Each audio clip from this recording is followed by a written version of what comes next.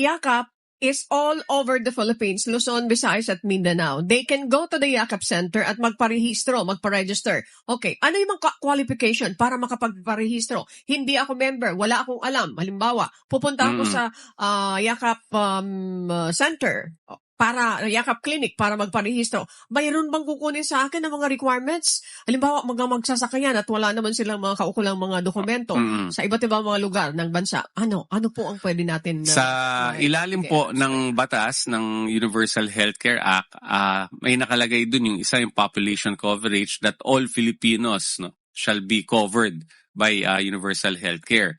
So yung pinaka-requirement talaga para makasali ka sa Yakap ay dapat PhilHealth member ka. Kasi ang importante dito, hihingiin lagi sa'yo ng Yakap facility yung iyong PhilHealth ID number. And the only way na makakuha ka ng PhilHealth ID number, dalawang paraan. It's either magpa-member ka or ikaw as a qualified dependent ay dapat ma-declare ka ng iyong magulang as a dependent.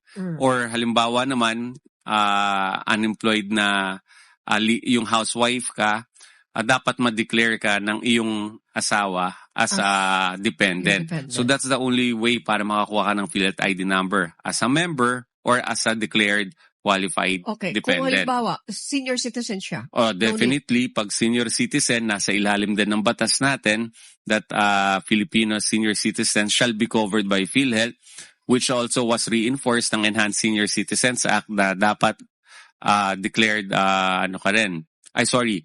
covered ka ng PhilHealth. So yung ating mga senior citizen, kung hindi na po sila, kung kung retirado na o pensionado, or even they are unemployed pero senior citizen sila, they have to register themselves as a PhilHealth senior citizen member.